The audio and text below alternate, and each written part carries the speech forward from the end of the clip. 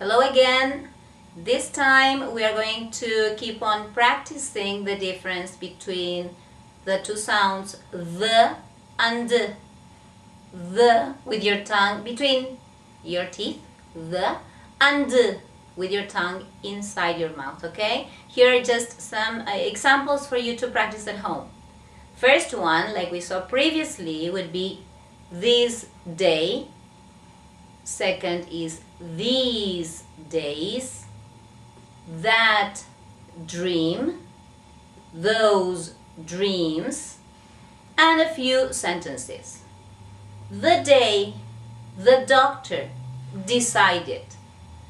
The day the doctor decided. Number 2. The dream they destroyed.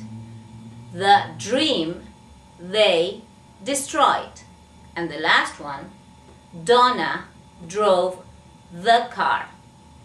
Donna drove the car. Okay, see you next time. Bye-bye.